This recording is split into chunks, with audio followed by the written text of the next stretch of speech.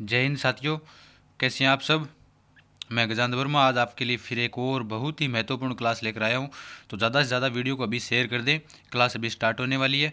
तो सबसे महत्वपूर्ण बात मैं आपको बताऊं आज कि आज हमारे साथ रमा जी जुड़े हुए हैं चौहाटन बाड़मेर से, जिन्होंने अपने साथ आज नोट्स भेजे थे। तो उनको मैं वीडियो के लास्ट में ज़रूर दिखाऊंगा। जो भी विद्यार्थी नोट्स भेजना चाहता है तो मैं उन आपको नंबर दूंगा, उस नंबर के माध्यम से आप मुझे नोट्स भेज सकते हैं। तो दोस्तों, पहले सबसे ज़्यादा वीडियो को ज़्यादा से ज़्यादा शेयर कर दें ताकि अपने अभी क्लास शुरू करें। जिसने अभी तक चैनल सब्सक्राइब नहीं किया वो सब्सक्राइब जरूर कर लें। चलो दोस्तों, आज अपना जो महत्वपूर्ण टॉपिक रहेगा राजस्थान की सभ्यताएं, और सभ्यताओं के माध्यम से जितने भी प्रश्न हैं वो सारे के सारे करवाए जाएंगे। हेमंत जी ने ये पेपर टाइप कर भेजा है मुझे, मैं उनका भी बहुत बहुत आभार व्यक्त करता हूँ। तो ठीक है दोस्तों, करते हैं शुरू अपने। आज का पहला क्वेश्चन है, सुमेलित करो।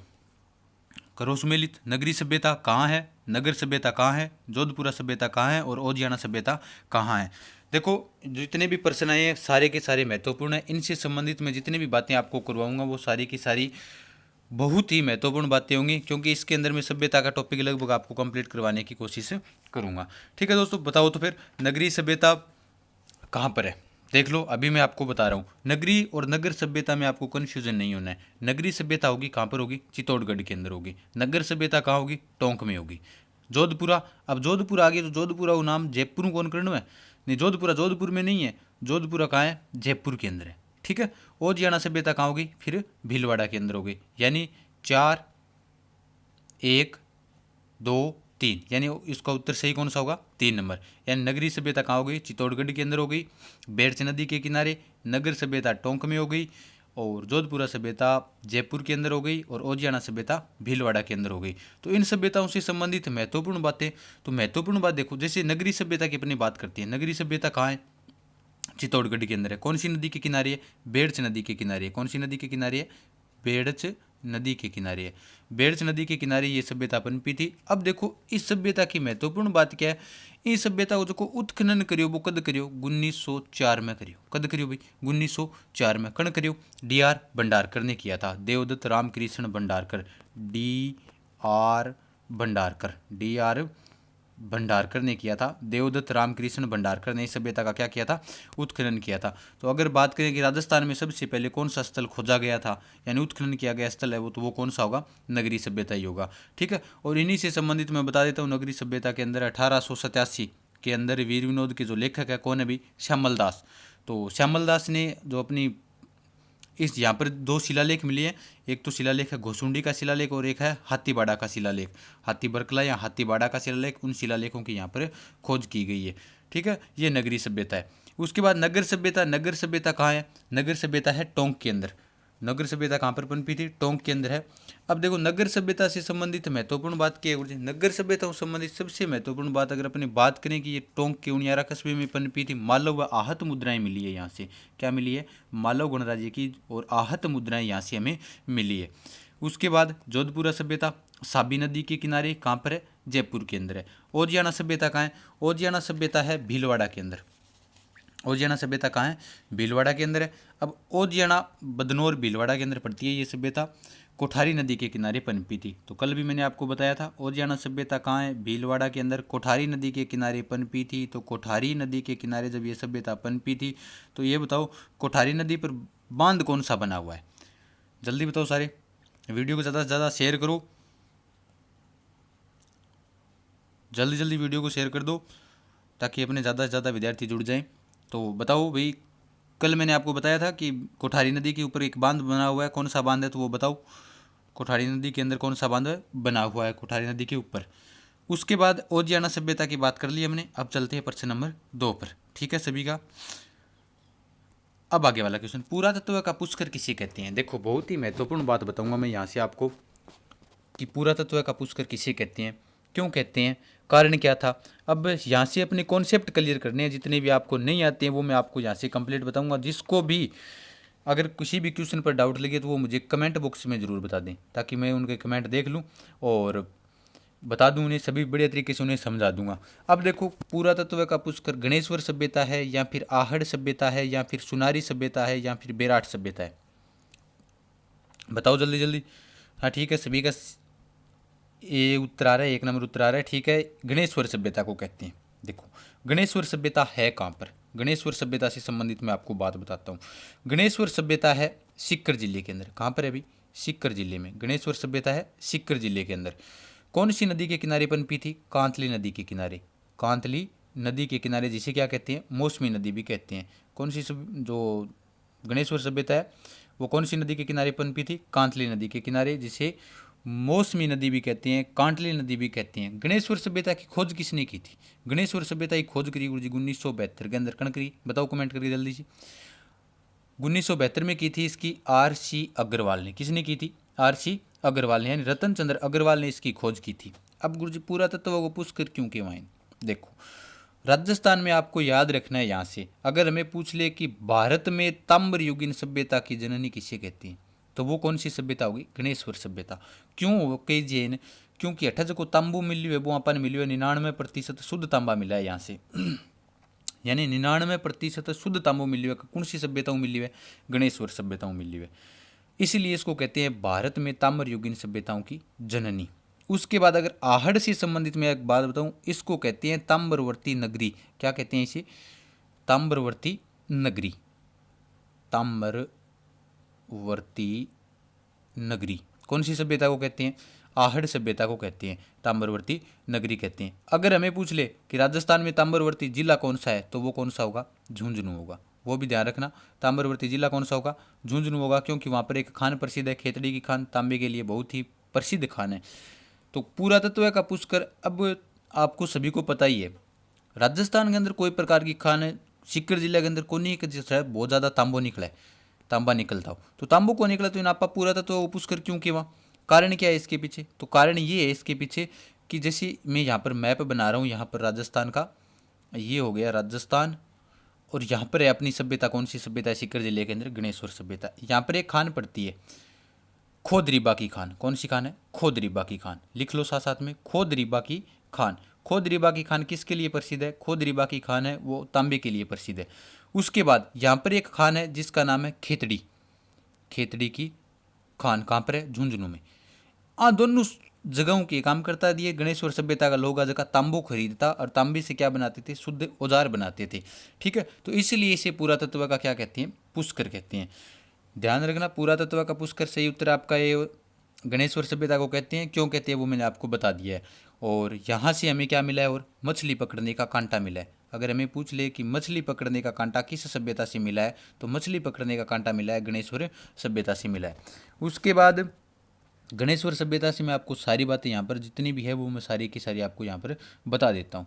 तो मछली पकड़ने का कांटा मिला है, और क्या क्या मिले यहाँ पर? पत्थर के बांध, पत्थर के बांध, पत्थर का बांध, हाँ पत्थर के बांध मिले हैं यहाँ से। ठीक है, उसके बाद अगर हमें पूछ ले कि जैसे ये, और बताता हूँ मैं इसके अलावा आपको फैक्ट कि गणेश्वर सभ्यता कौन सी नदी के किनारे है? कांतली नदी के किनारे है।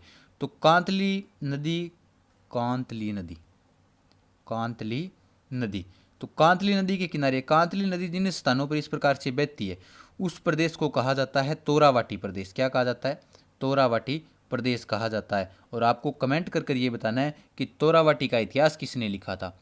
सारे कमेंट करके बताना, जो भी वीडियो देख रहे हैं वो बाद में देख रहे हैं वो भी जरूर बताना कि तोरावाटी का इतिहास किसने लिखा था। सभी बताना, सारे के सारे कमेंट कर कर कि तोरावाटी का इतिहास किसने लिखा था। ठीक है, चलते हैं नेक्स्ट क्वेश्चन पर। दोहरी रक्षा प्राचीर के साक्ष्य राजस्थान की किस सभ्यता से प्राप्त हुए हैं? देखो भाई बताओ कौन सी सभ्यताओं प्राप्त हुए हैं? आहड़ है या गणेश्वर है या बेराट है या कालीबंगा है? बताओ जल्दी जल्दी सारे, फास्ट कमेंट करो, वीडियो को शेयर कर दो, पहले लाइक कर दो इसे। जो मैं प्रश्न पूछ रहा हूँ उसे जल्दी से जल्दी आप कमेंट में उत्तर दें। बताओ दोहरी रक्षा प्राचीर के साक्ष्य राजस्थान की किस सभ्यता से मिले हैं? अगर मैं बात करूं आहड़ सभ्यता से, तो आहड़ सभ्यता से नहीं है। गणेश्वर सभ्यता की मैं आपको बातें बता कर आया हूं। बेराट सभ्यता से, विराट सभ्यता से भी नहीं है। तो कौन सी सभ्यता है? कालीबंगा सभ्यता है, जिसको क्या कहा जाता है? सिंधु घाटी सभ्यता की तीसरी राजधानी। सिंधु घाटी सभ्यता की क्या कहा जाता है? तीसरी राजधानी। कौन सी सभ्यता को कहा जाता है? कालीबंगा सभ्यता को कहा जाता है। कालीबंगा शब्द है वो सिंधी भाषा का शब्द है। कौन सी भाषा को है? सिंधी भाषा को। कालीबंगा शब्द कौन सी भाषा का है भाई? सिंधी भाषा का शब्द है। तो अब दोहरी रक्षा प्राचीर के साक्ष्य मतलब गुरुजी समझा को नहीं कहीं चीज ने का दोहरी रक्षा प्राचीर का साक्ष्य किया कहना रहे हो। देखो, कालीबंगा के अलावा हड़प्पा के अन्य नगरों में जो निचला नगर रक्षा प्राचीर से नहीं गिरा था, यानी बात सुनना ध्यान से कि कालीबंगा के अलावा हड़प्पा सभ्यता के अन्य नगर, निचला जो नगर था यानी कालीबंगा की सभ्यता है, यूँ अलावा हड़प्पा यानी सिंधु घाटी सभ्यता के अंदर किसी भी इशू नगर को नहीं हो जो वो निचलो नगर रक्षा प्राचीर से नहीं गिरा हुआ था। तो इसलिए कालीबंगा को क्या कहते हैं, दोहरे प्रकोटे की संज्ञा दे दी गई है। तो ये है अपनी, इसका उत्तर होगा, सही उत्तर होगा कालीबंगा सभ्यता। ठीक है सभी का। उसके अलावा जैसे सभ्यताओं से संबंधित बातें चल रही है, इनसे संबंधित गुरुजी विराट के बारे में अब का कौन बताओ, विराट के बारे में बताऊंगा, कालीबंगा का और भी प्रश्न आवागा, कालीबंगा के बारे में बताऊंगा। 1951 में जिसको खोजा था अमलानंद घोष ने, और गुरुजी और क्या करियो, बीवी लाल ने इसका उत्खनन किया था, बीवी लाल और बीके थापर ने इसका क्या किया था, उत्खनन किया था। गुरुजी याद कौन रहा है, याद रहेगा, देखो अमलानंद घोष ने क्या किया था, इसका खोज की थी। कालीबंगा शब्द है, कालीबंगा शब्द को अर्थ किया है काले रंगी चूड़ियाँ। अब कोई महिला थारकनिया काले रंगी चूड़ी मंगावे और थेले जादू लाल रंगी, तो थारा के पड़ेगा, थप्पड़ पड़ेगा। हाँ सुना, याद रखना है।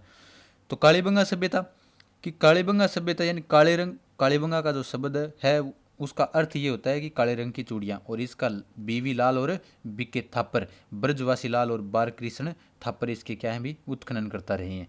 ठीक है, तो याद हो गयो, चला गया।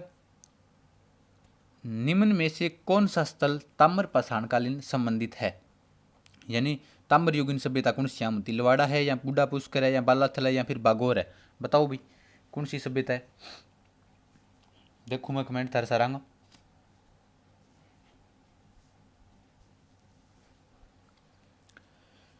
हाँ सही है, सी ऑप्शन सही होगा, 3 नंबर उत्तर सही है कि निम्नलिखित में से कौन सा स्थल ताम्र पाषाणकालीन से संबंधित है, तो इसका उत्तर होगा बालाथल सभ्यता।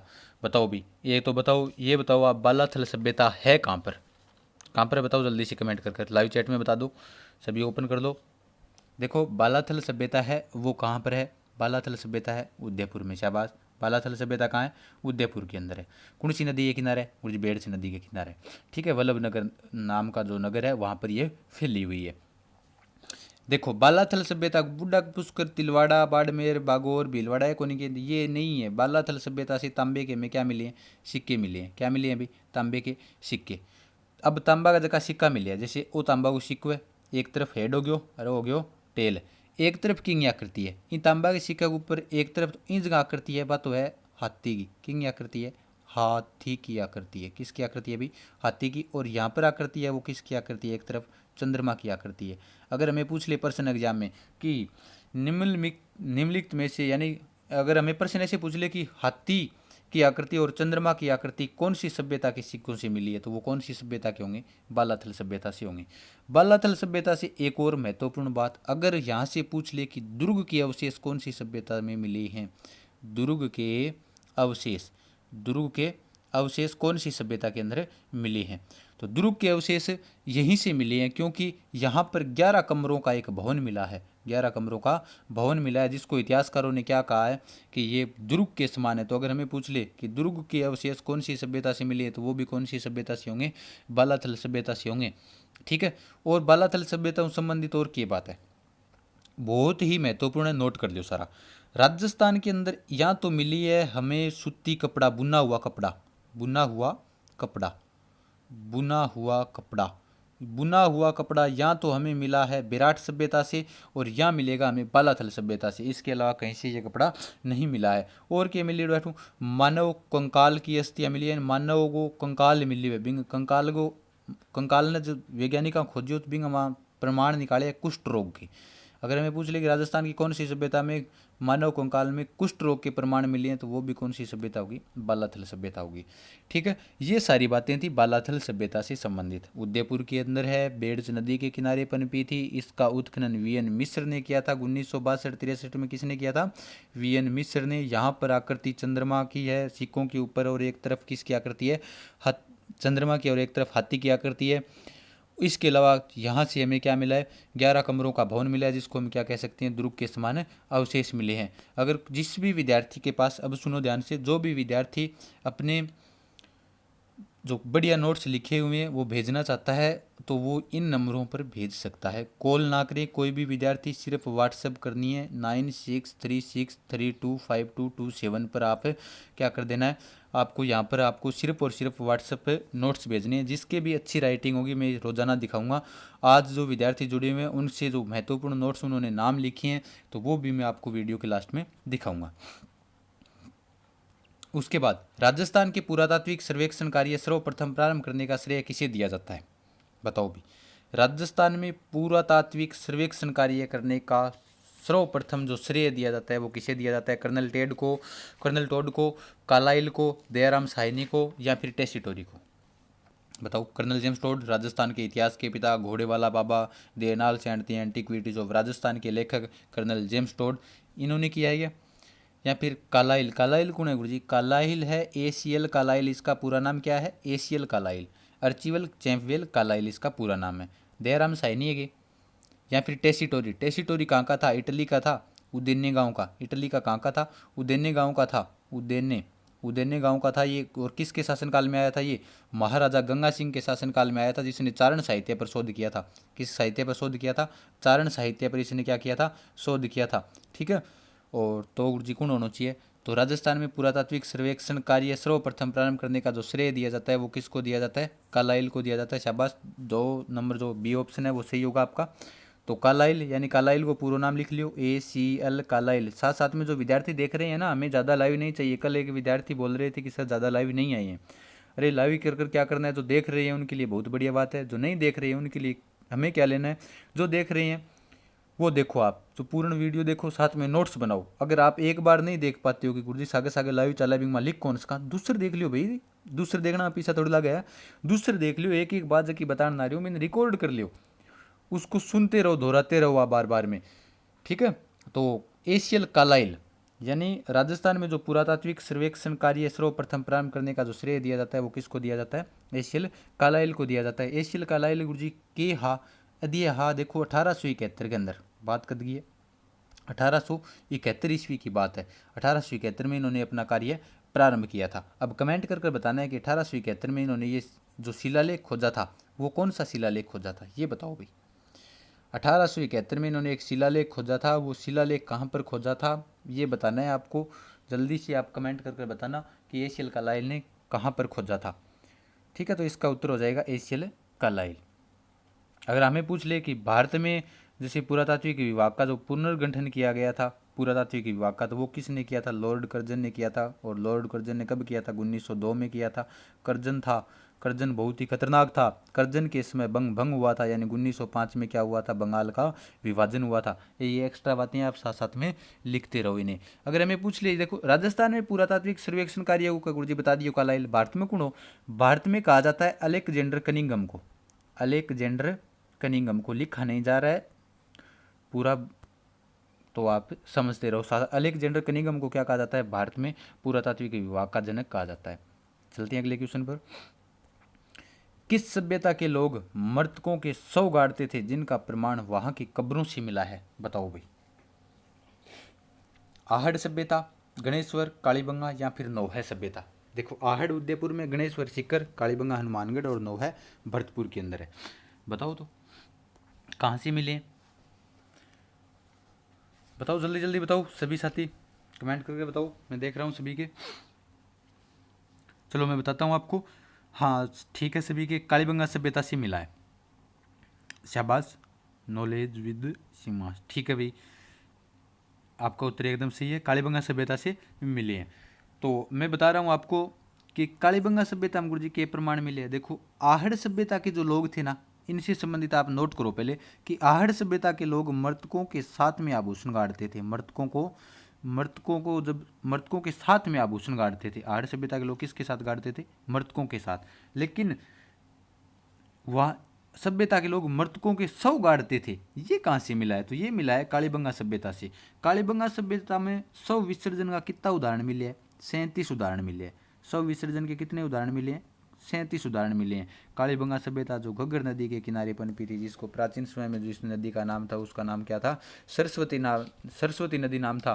ठीक है, जिसको घग्गर नदी कहा जाता है, नट नदी कहा जाता है, मर्त नदी जिसे कहा जाता है, सोतर नदी जिसे कहा जाता है, हकरा जिसे कहा जाता है, वो उसी नदी के सारे मैंने आपको नाम बता दिए हैं। तो कालीबंगा सभ्यता से मिले हैं हमें शव विसर्जन के 37 उदाहरण मिले हैं। और यहाँ पर हमें अंडाकार कब्र मिली है। कैसी कब्र मिली है भाई? अंडाकार, अंडाकार कब्र मिली है जिसे चिरायु की संज्ञा दी गई है। ठीक है, अंडाकार कब्र मिली है, कौन सी सभ्यता से मिली है? कालीबंगा सभ्यता से मिली है। देखते रहो भाई, जो भी महत्वपूर्ण प्रश्न है इनके अलावा एक्स्ट्रा बातें हैं वो भी आपको मैं याद करवाने की कोशिश कर रहा हूँ इस वीडियो के माध्यम से। तो वीडियो को ज़्यादा से ज़्यादा शेयर करें भाई दोस्तों। अब देखो आगे वाला क्वेश्चन है कि प्राचीन औद्योगिक बस्ती के नाम से किसे जाना जाता है? बताओ, बहुत ही महत्वपूर्ण बात है। लोद्रवाहा, तिलवाड़ा, बाड़मेर, ईसवाल या फिर भीनवाल? बताओ कौन सी सभ्यता को कहा जाता है प्राचीन औद्योगिक बस्ती? अगर हमें पूछ ले तो वो कहा जाता है ईसवाल सभ्यता को। ध्यान रखना, प्राचीन औद्योगिक बस्ती किसे कहा जाता है और प्राचीन भारत का टाटा नगर किसे कहा जाता है, वो कमेंट कर जरूर बताएं आप कि प्राचीन भारत का टाटा नगर किसे कहते हैं।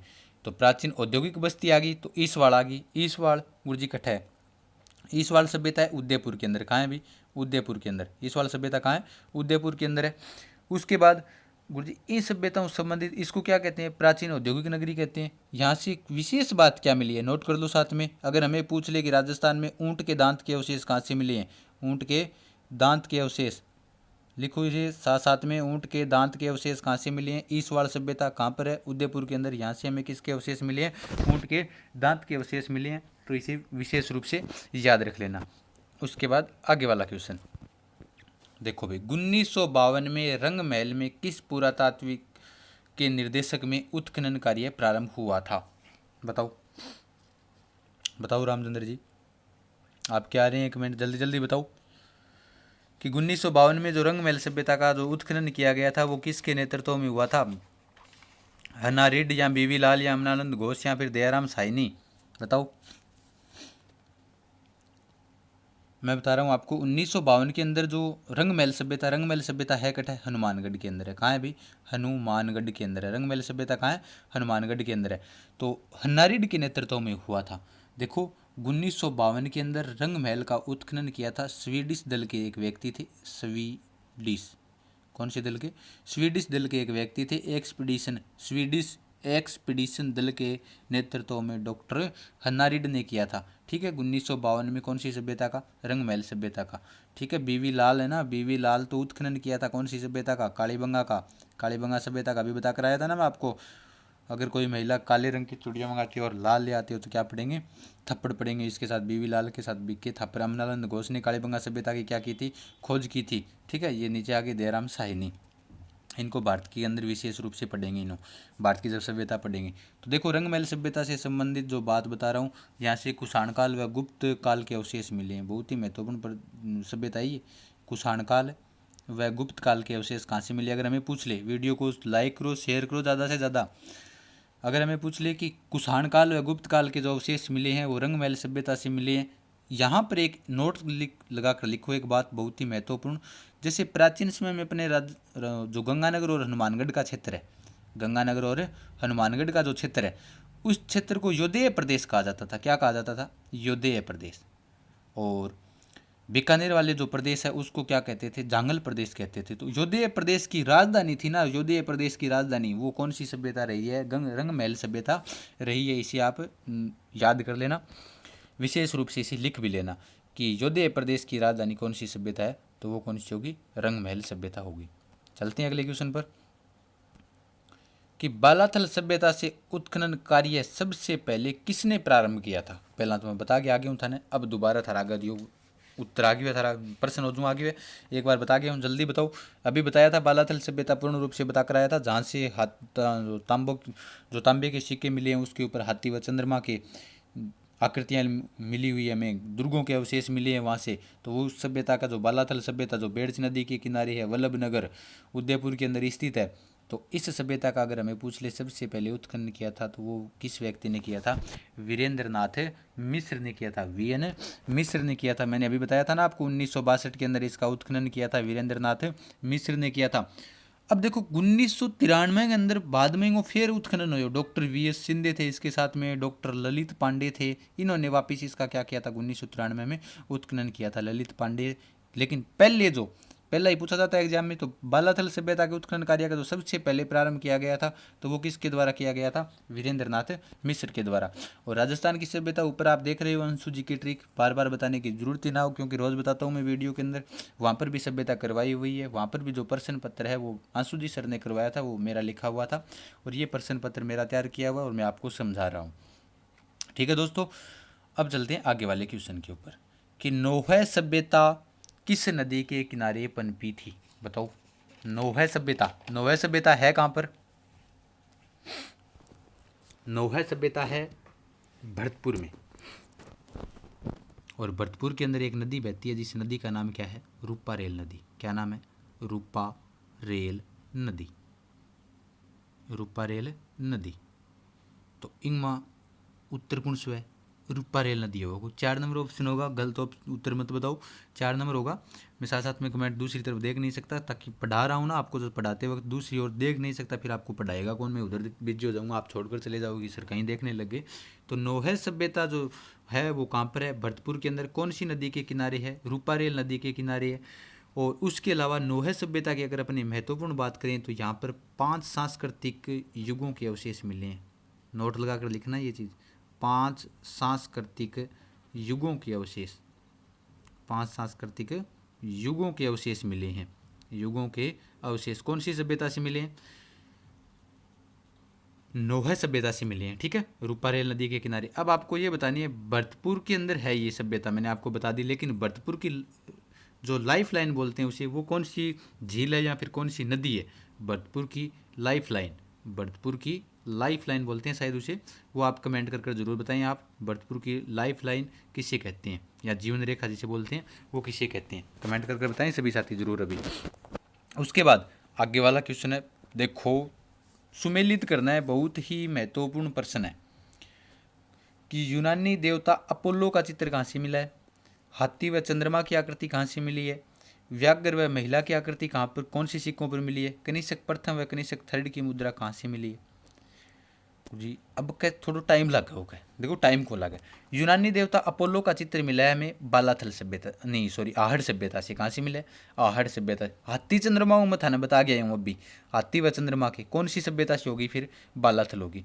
अब मिलानता के दौरा 2-1 देख लियो कौन सा है? 2-1 में है गुरु जी के, तो क्यों बिंग बाद में व्याघ्र व महिला की आकृति, यानी एक सिक्को है बिंग, एक तरफ व्याघ्र यानी शेर है और एक तरफ महिला की आकृति है, वो कौन सी सभ्यता है? कालीबंगा सभ्यता है। कनिष्क प्रथम व कनिष्क तृतीय की जो मुद्राएं मिली है वो रंगमहल सभ्यता से मिली है। बस हो गया उत्तर अपना सही। कौन सा उत्तर होगा? बी ऑप्शन इसका सही हो जाएगा। ध्यान रखना, इन्हें लिख भी लेना, साथ में वीडियो को दोबारा देख लेना अगर जल्दी, अभी तो मैं जल्दी करवा रहा हूँ क्योंकि 9 बजे तक वो फिर वो क्लास होगी, तो इसके लिए 9 बजे से पहले ये क्लास हमें कंप्लीट करनी पड़ेगी। तो यूनानी देवता अपोलो का चित्र मिला है आहड़ सभ्यता से, उदयपुर के अंदर है। हाथी व चंद्रमा की आकृति वाला ये जो सिक्के मिले हैं वो बालाथल उदयपुर के अंदर है। व्याघ्र व महिला की आकृति के जो चित्र मिले हैं वो कालीबंगा सभ्यता हनुमानगढ़ के अंदर है। और कनिष्क प्रथम व कनिष्क तृतीय की जो मुद्राएं मिली है वो रंगमहल का उत्खनन डॉक्टर हनारिड के नेतृत्व में हुआ था। स्वीडिश दल के नेता थे, 1952 में जिसका उत्खनन किया गया था। चलो चलते हैं अगले क्वेश्चन पर। मौर्यकालीन बौद्ध स्तूप के अवशेष बेराट की किस पहाड़ी से मिले हैं? बताओ। पांडुपोल, मोती डूंगरी, बिजक डूंगरी, भीम डूंगरी। मौर्यकालीन की बात कर रहा हूं मैं, देखते हैं कौन सी बता रहा है। बताओ पांडुपोल है या मोती डूंगरी है या बिजक की डूंगरी है या फिर भीम की डूंगरी है? जल्दी बताओ। बिजक की डूंगरी होगा, सी ऑप्शन सही होगा इसका। क्या यानी जो मौर्यकालीन बौद्ध स्तूप के अवशेष मिले हैं तो बेराट के किस सभ्यता से मिले हैं, जो किस पहाड़ी से मिले हैं? तो बिजक के अंदर 3 पहाड़ियाँ हैं जिनके नाम बिजक की पहाड़ी, भीम डूंगरी, गणेश डूंगरी जिसे कहते हैं। तो भीम डूंगरी क्यों के वहाँ? क्योंकि एक बार क्यों हो का द्रौपदी अंग सागा आईडी वनवास के अंदर, क्यों द्रौपदी ना वनवास को नहीं वो देश निकालो देड़ो नहीं, तो बिंगे बजूँ आईडी। तो द्रौपदी ने एक बार क्यों हो प्यास लग गई तो सारों तकड़ो कौन? भीम जी आ। अब भीम ने कहो बोले भी पानी पिया के, तो भीम के काम करो पानी कठू लिया तो क्या बताओ भीम अठे एक लात मारी पहाड़ी के ऊपर और एक तालाब बन गयो, बिन तालाब को नाम भीमसर तालाब है, और पानी काट दियो द्रौपदी खातर। देख लियो इतनो तकड़ो आदमियों को लात मार के पानी काट दियो। अब से सोच लियो किसो तकड़ो आदमी हो। तो बिज्जक की पहाड़ी से मौर्यकालीन बौद्ध स्तूप के अवशेष हमें यहाँ से मिले। कौन सी पहाड़ी से मिले? बिज्जक की पहाड़ी से। तो इसका उत्तर सी ऑप्शन सही होगा। देखो यहाँ से भाबरू के शिलालेखों से यहाँ पर जो शिलालेख मिले हैं ना भाब्रू के, 2 शिलालेख, एक जो 1837 में जिसकी खोज की थी, किसने की थी, कैप्टन रॉबर्ट, जिसे बर्ट भी कहते हैं। दूसरे की मैं नहीं बताऊंगा क्योंकि उसका मैंने प्रश्न आपको पूछा है, तो वो कमेंट करके जरूर बताएं। जैसे भी कमेंट जिसका भी सही होगा मैं उसके कमेंट को पिन कर दूंगा और सभी वहाँ से देख लेना आप, ठीक है। तो भाब्रू के शिलालेख में बुद्ध व बौद्ध धर्म का वर्णन है, और भाब्रू के शिलालेख में अशोक जी ने कही है सम्राट अशोक को कहा है, क्या कहा है, सम्राट अशोक को मगध का राजा कहा है। कौन से शिलालेख में, भाब्रू के शिलालेख में। तो कुछ और के अठू याद की रखना पड़ो, विराट सभ्यता के बारे में थे क्वेश्चन कम ले आओ। चलो मैं विराट सभ्यता के बारे में बता दूँ। देखो, राम सिंह सेकंड, कछुआ वंश का राजा राम सिंह सेकंड, जिसके समय 1857 की क्रांति हुई थी, जिसे अंग्रेजों ने इस बंदे ने अंग्रेजों की तन मन धन से सहायता की थी। 1857 की क्रांति में राम सिंह सेकंड के समय में जयपुर को गेरुआ रंग से रंगा गया था, जिसके अल्बर्ट हॉल का निर्माण करवाया था, रामनिवास बाग का निर्माण करवाया था राम सिंह ने। तो उसी के समय की मैं बात कर रहा हूँ। तो उसी के समय क्या हुआ था, इसके शासनकाल में एक किलेदार था जिसका नाम था कित्ताजी खंगारोत। क्या नाम था, कित्ताजी खंगारोत। तो कित्ताजी खंगारोत ने क्या किया, सारे साथी शेयर करो जल्दी जल्दी। कित्ताजी खंगारोत ने क्या किया, यहाँ से उसका उत्खनन किया, तो और यहाँ से हमें क्या मिला, एक सोने का कलश मिला। वाह गुरु जी, सोने को कलश, हाँ सोने को कलश मिलो बिंग माइया माँ कही कि भगवान बुद्ध की अस्थियों के क्या थे, उसके अंदर अवशेष थे, ठीक है। तो यहाँ से कित्ताजी खंगारोत को यहाँ पर क्या मिला था, सोने का कलश मिला था। विराट सभ्यता गुरु जी है कट है, विराट सभ्यता है शाहपुरा जयपुर के अंदर है। कौन सी नदी के किनारे है, बाणगंगा नदी के किनारे है, जिसे अर्जुन की गंगा नदी कहते हैं, ठीक है, बाणगंगा नदी के किनारे है। तो गुरुजी विराट सभ्यता सारों पहला बहुत खोजी करनी। तो विराट सभ्यता का उत्खनन गुरुजी नाम आन नारियो बार बार मैं दयाराम साइनिंग। तो विराट सभ्यता का जो उत्खनन किया था, यानी सबसे पहले खोज व उत्खनन किया था, उस बंदे का नाम आता है दयाराम साइनी। कब किया था, 1936 और 37 के अंदर किया था। और कैलाश दीक्षित व नीलरतन बनर्जी ने इसका वापिस उत्खनन किया था 1962 में, कैलाश दीक्षित और नीलरतन बनर्जी। तो ये थी अपनी बेराट सभ्यता से संबंधित बात। और बेराट सभ्यता से अगर हमें पूछ ले कि बौद्ध स्तूप के अवशेष किस पहाड़ी से मिले हैं, तो वो होगा बिजक की पहाड़ी होगा, ठीक है। अब चलते हैं आगे वाले क्वेश्चन पर। रेड सभ्यता का उत्खनन किसके द्वारा किया गया था, बताओ। आर.सी. अग्रवाल, दयाराम साहनी, UN मिश्र, KN पुरी, बताओ। आर.सी. अग्रवाल, रतन चंद्र अग्रवाल, दयाराम साहनी, केदारनाथ पुरी, बताओ किसके द्वारा किया गया था। तो मैं आपको बता देता हूँ कि इस सभ्यता का जो उत्खनन किया था वो KN पुरी ने किया था, जिसका पूरा नाम क्या है, केदारनाथ पुरी। क्या नाम है, केदारनाथ पुरी। केदारनाथ पुरी ने इसका क्या किया था, उत्खनन किया था। कब किया गया था, 1938 में किया था। कब किया था, 1938 के अंदर किया था। और रेड सभ्यता को क्या कहते हैं, रेड सभ्यता को कहते हैं भारत का टाटा नगर कहते हैं। क्या कहते हैं, भारत का टाटा नगर जिसे कहते हैं। और यहाँ से हमें एशिया के सिक्कों का सबसे बड़ा भंडार मिला है। भारत का टाटा नगर किसे कहते हैं, रेड सभ्यता को। और अगर हमें एग्जाम में प्रश्न पूछ ले कि एशिया में सिक्कों का सबसे बड़ा भंडार कहाँ पर मिला है, वो भी कहाँ पर मिला है, सिक्कों का भंडार राजस्थान में नहीं, भारत में नहीं, बल्कि एशिया में जो सिक्कों का सबसे ज़्यादा जो भंडार मिला है वो कौन सी सभ्यता से मिला है, रेड सभ्यता से हमें मिला है, ठीक है। ये चीज़ ध्यान में रखना आप। और इसके अलावा यहाँ पर लोहे सामग्री के विशाल भंडार मिले हैं। कौन सी सामग्री के, लोहे सामग्री के विशाल भंडार मिले हैं, यही इसी सभ्यता से। कौन सी सभ्यता है, रेड सभ्यता है। अब आपको कमेंट कर ये बताना है कि रेड सभ्यता कौन सी नदी के किनारे पनपी थी, बताओ भाई कौन सी नदी के किनारे पनपी थी रेड सभ्यता, कमेंट में बताना सारे। चलते हैं आगे वाले क्वेश्चन पर।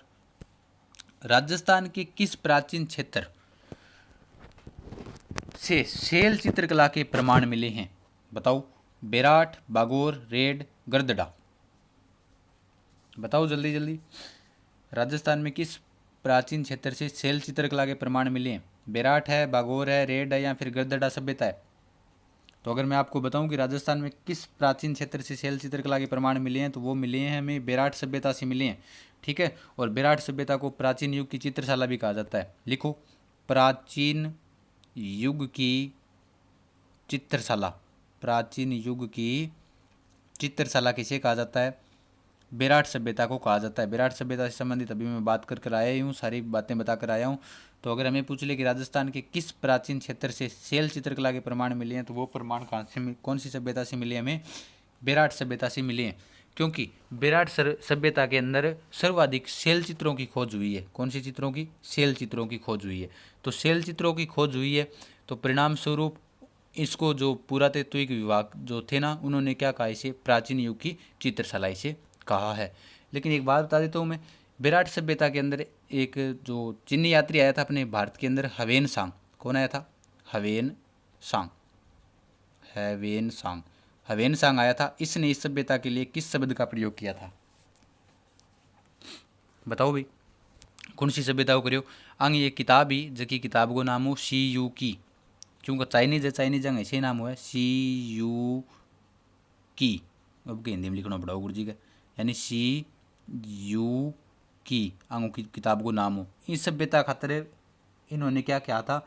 इस सभ्यता के लिए इन्होंने पारयात्र शब्द का प्रयोग किया था। विराट सभ्यता के लिए किसका प्रयोग किया था? पारयात्र शब्द का प्रयोग किया था। किसने किया था? हवेन सांग ने किया था। अगर हमें पूछ ले कि किस, यानी हवेन सांग ने किस सभ्यता के लिए पारयात्र शब्द का प्रयोग किया है, तो वो विराट सभ्यता के लिए प्रयोग किया है। और राजस्थान में हवेन सांग आपको पता ही होगा सबसे पहले कहाँ पर आया था? भीनमाल जालोर के अंदर आया था। कहाँ पर आया था भाई? भीनमाल जालोर में। और आपको ये बताना है कि हवेन सांग किसके शासनकाल में भारत आया था? जल्दी से बताओ कमेंट कर कर, किसके शासनकाल में भारत आया था हवेन सांग? चलते हैं अगले क्वेश्चन पर। भगवान गौतम बुद्ध की मूर्ति कौन सी शैली में मिली है? भगवान गौतम बुद्ध की मूर्ति कौन सी शैली में मिली है? मथुरा शैली, गंधार शैली, नागर शैली, द्रविड़ शैली? जल्दी से बताओ। भगवान गौतम बुद्ध की मूर्ति मिली तो हमें ये तो पता ही है, विराट सभ्यता से मिली है। तो ये कौन सी शैली के अंदर मिली है, ये बताना है आपको। बताओ भाई जल्दी जल्दी, मैं देख रहा हूँ आप सभी को। भगवान गौतम बुद्ध की मूर्ति कौन सी शैली के अंदर मिली है? देखो मैं आपको बता देता हूँ, ये दोस्त जो है ना, नागर शैली और द्रविड़ शैली, ये है मंदिरों की शैली है। यानी इस शैली में क्या बनाए जाते थे? मंदिर बनाए जाते थे। लेकिन गंधार शैली है ना, गंधार शैली से जो मूर्तियाँ मिली है वो मैं आगे बताऊँगा कौन सी सभ्यता से मिली है, वो मैं बताऊँगा। रंगमहल सभ्यता से मिली है, किसकी मूर्ति मिली है वो भी बता दूंगा। और मथुरा शैली के अंदर भगवान गौतम बुद्ध की मूर्ति मिली है हमें कौन सी सभ्यता के अंदर? विराट सभ्यता में। यानी अगर हमें पूछ ले कि भगवान गौतम बुद्ध की मूर्ति है वो कौन सी शैली की थी, तो वो शैली है मथुरा शैली। नागर शैली, द्रविड़ शैली है, ये मंदिरों की शैली है। यानी इस शैली में क्या बनते हैं? मंदिर बनते हैं। और उसके अलावा मैंने आपको बता ही दिया, विराट सभ्यता को राम सिंह सेकंड के काल में उत्खनन किया गया था कित्ताजी खंगारोत ने, वो तो मैंने आपको बता ही दिया। और यहाँ पर जो मूर्ति मिली है वो कौन सी शैली की है? मथुरा शैली के अंदर यहाँ से मूर्ति मिली है। चलो चलते हैं अगले क्वेश्चन पर। विराट सभ्यता में सबसे पहले भाब्रू शिलालेख की खोज किसने की थी? पहले भी बता दिया मैंने आपको, ये प्रश्न अभी बताया ही था कि 1837 के अंदर जिस भाब्रू शिलालेख की खोज हुई थी और जिसके अंदर धम्म संग इनका नाम लिखा हुआ है, और अशोक को इस शिलालेख के अंदर मगध का राजा कहा है। क्या कहा है? मगध का राजा। कौन से शिलालेख के अंदर? भाब्रू के शिलालेख में मगध का राजा किसे कहा है? अशोक को। तो इस विराट सभ्यता के अंदर जो भाब्रू को शिलालेख मिले हो तो इन खोज कौन हो? और मैंने आपको बताया ही था, कालाइल नहीं है, कालाइल तो 1871 की बात है, जिसको राजस्थान पुरातात्विक विभाग का जो सर्वेक्षण कार्य किया था सबसे पहले वो इसी बंदे ने किया था। टेसीटोरी मैंने बता ही दिया, इटली का था, गंगा सिंह के शासनकाल में आया था, चारण साहित्य पर खोज किया था। और सबसे पहले इसने बंदे ने, टेसीटोरी ने, कालीबंगा सभ्यता को सीन किया था। सीन को मतलब गुरु जी जी व्हाट्सएप पर सीन को नहीं होगी, लास्ट मैसेज कद्दगो पे चिड़वे, लास्ट सीन कद्दगो है। यानी सारों पहला वो टेसीटोरी आ गई, कालीबंगा सभ्यता ने देखी। अगर हमें पूछ ले कालीबंगा सभ्यता को सबसे पहले किसने देखा था, तो वो है टेसीटोरी। ठीक है, श्यामल दास नहीं है, कैप्टन बर्ट होगा, यानी कैप्टन रॉबर्ट या फिर बर्ट जिसे कहते हैं। इसने सबसे पहले कौन सी शिलालेख की खोज की थी? भाब्रू की शिलालेख की खोज की थी, जिसके अंदर बुद्ध धम्म संघ लिखा हुआ है। और उसके अलावा अशोक को मगध का राजा भी बताया गया। कौन सी लिपि में है? ये है ब्राही लिपि में है। कौन सी लिपि में? ब्राही लिपि के अंदर है। अब देखो 1837 में तो कैप्टन बर्ट खोज करी, 1840 के अंदर क्या किया? 1840 में इसे शिफ्ट कर दिया। कहाँ पर शिफ्ट कर दिया? कलकत्ता का एक संग्रहालय था, Royal Asiatic Society of Bengal, वहाँ पर भेज दिया था। यानी अगर अपन पूछ ले आकृति किसी कहेंगी, इन आकृति है पहिए के आकार की, गोलाकृति को है, काट के भेज दी उन बटे। ठीक है, यानी भाबरू शिलालेख में चट्टान ने काटी है, कद की बात है 1840 की। 1840 में कट्ठे भेज दियो इसको भेज दिया गया था कलकत्ता के अंदर, जहाँ पर एक संग्रहालय बना हुआ है। उस संग्रहालय का नाम है Royal Asiatic Society, Royal Asiatic Society of Bengal, लिख लेना इसे आप सारे, ऑफ बंगाल। उस संग्रहालय के अंदर इसे भेज दिया गया था। उसके बाद आगे वाला क्वेश्चन कि 10वीं और 11वीं शताब्दी में आहड़ सभ्यता को किस नाम से पुकारते थे? बताओ भाई, आहड़ सभ्यता को 10वीं और 11वीं शताब्दी में किस नाम से पुकारते थे? अलग अलग नाम है, बता दूँ मैं थाने। अगाटपुर भी कोई नाम है, धूलकोट भी कोई नाम है, मेवाड़ के महाराजाओं का शमशान घाट भी आहड़ सभ्यता कोई नाम है, ताम्रवर्ती नगरी भी कोई नाम है। क्योंकि ताम्रवर्ती नगरी तो मैं थाने बता के आ गया, क्योंकि ताम्रवर्ती सभ्यता की जननी बता गया हूँ थाने, गणेश्वर सभ्यता। ताम्रवर्ती नगरी है वो कौन सी सभ्यता है? आहड़ सभ्यता है। तो हमें प्रश्न क्या पूछा गया है कि 10वीं और 11वीं शताब्दी में आहड़ सभ्यता को किस नाम से पुकारते थे? तो अगर आप बात करें कि प्राचीन समय में इसे क्या कहते थे, आहड़ सभ्यता को प्राचीन समय में कहते थे ताम्रवर्ती नगरी। कौन से समय की बात है? प्राचीन समय की बात कर रहा हूँ मैं, ठीक है, प्राचीन समय में। 11वीं 10वीं और 11वीं शताब्दी में इसे कहते थे अघाटपुर। जिस टिल्ले का खोज की थी रतन चंद्र अग्रवाल ने, जिस टिल्ले की खोज की थी रतन चंद्र अग्रवाल ने, उस टिल्ले को क्या कहा जाता है? धूलकोट कहा जाता है। अब इसे स्थानीय भाषा में यहाँ के लोग इसे क्या कहते हैं? धूलकोट कहते हैं। मेवाड़ राजाओं का शमशान घाट, बिल्कुल मेवाड़ के जो महाराणा थे उनका शमशान घाट किस सभ्यता को कहा जाता है? आहड़ सभ्यता को कहा जाता है। क्योंकि मां गुरु जी, क्योंकि मेवाड़ के महाराजाओं में जो थे ना, प्रताप के पुत्र जिनका नाम आता है अमर सिंह प्रथम, अमर सिंह प्रथम, जिन्होंने मुगलों के साथ सहायक संधि कर ली थी 5 फरवरी 1615 को। तो उस संधि के बाद में अमर सिंह प्रथम ने क्या हुआ, मन में गिलासा हुई कि आज से देखो भी महाराणा प्रताप, सांगा, महाराणा कुंभा जैसे वीर योद्धा आज किसी के सामने नहीं झुके और तू आज मुगलों के सामने झुक गया। इससे इसको ग्लानि हुई और अमर सिंह चला गया था, कहाँ पर आ गया? आहड़ सभ्यता के पास में आ गया और यहीं पर इसकी क्या हो गई थी? मृत्यु। और अगर हमें पूछ ले कि आहड़ सभ्यता में मेवाड़ के किस राजा की सबसे पहले छतरी बनी हुई है, तो वो छतरी किसकी बनी हुई है? अमर सिंह फर्स्ट की बनी हुई है, जो किसके पुत्र थे? महाराणा प्रताप के पुत्र थे, ठीक है। इनकी यहाँ पर क्या बनी हुई है? छतरी बनी हुई है। तो मेवाड़ महाराजाओं का शमशान घाट इसीलिए कहते हैं इसे, ठीक है। आशा कर बताओ भी, जल्दी जल्दी कमेंट करके बताना ये वीडियो आपको कैसा लगा, और आगे भी इसके पार्ट डालने हैं या नहीं डालने हैं। ये तो एक पार्ट हो गया, यानी प्रत्येक जितने भी कॉन्सेप्ट होंगे वो सारे के सारे मैं क्लियर करवाने की कोशिश करूंगा, लेकिन अभी तक रुकना है। देखो एक बार वीडियो, क्योंकि अभी जो नोट्स भेजे हैं रमा जी ने वो भी मैं आपको दिखाने वाला हूँ। अभी चौहाटन बाड़मेर से आज वो मेरे साथ जुड़े हुए हैं, तो जो भी विद्यार्थी भेजना चाहता है नोट्स वो मैंने आपको बताया ही था। 9696325227 पर व्हाट्सअप कर देना, कॉल मत करना कोई भी विद्यार्थी, ठीक है। तो बाकी आपको लिंक डिस्क्रिप्शन के अंदर मैं दे दूंगा, मेरा नंबर, उन नंबरों पर आप जितने भी अच्छे आपके पास नोट्स है वो मुझे भेज देना, मैं देख लूँगा, ठीक है। और जो भी विद्यार्थी अच्छे नोट्स बनाएंगे मैं यहाँ पर उसकी वीडियो में दिखा दूंगा। तो 10वीं और 11वीं शताब्दी में आहड़ सभ्यता को किस नाम से पुकारते थे, ये मैंने आपको बता दिया। अघाटपुर के नाम, अघाट दुर्ग या अघाटपुर के नाम से इसे पुकारते थे। तो आज अपने साथ एक प्रश्न और रह गया क्या? नहीं, 2-3 प्रश्न और रह गए, एक बार इन्हें भी पढ़ लेते हैं। गुरु शिष्य की मूर्तियाँ कहाँ से मिली है? तो गुरु शिष्य की मूर्तियाँ बहुत ही महत्वपूर्ण है, बताओ कहाँ से मिली है? गुरु शिष्य की मूर्ति मिली है रंगमहल सभ्यता से। अभी मैंने आपको बताया था कि भाई मथुरा शैली के अंदर किसकी मूर्ति मिली है? गौतम बुद्ध की। भगवान गौतम बुद्ध की कौन सी शैली में मिली थी? मथुरा शैली में। तो गुरु शिष्य की जो मूर्ति मिली है वो कौन सी शैली की है? गांधार शैली की है। नोट कर लो, प्रश्न पूछा गया है RAS के अंदर, पूछा गया है ये प्रश्न, RAS, छोटो सो एग्जाम को नहीं होंगे पूछिड़ो है, ठीक है। तो गांधार शैली के अंदर गुरु शिष्य की हमें मूर्तियाँ मिली है, कहाँ से मिली है? रंगमहल सभ्यता से मिली है, ठीक है। इसका सही आंसर क्या हो जाएगा? ए आंसर सही हो जाएगा। रंगमहल सभ्यता हनुमानगढ़ के अंदर घग्गर नदी के किनारे है। उसके बाद पक्षी पर सवार व्यक्ति का चित्र बताना है इसको आपको, किस सभ्यता से प्राप्त हुआ है?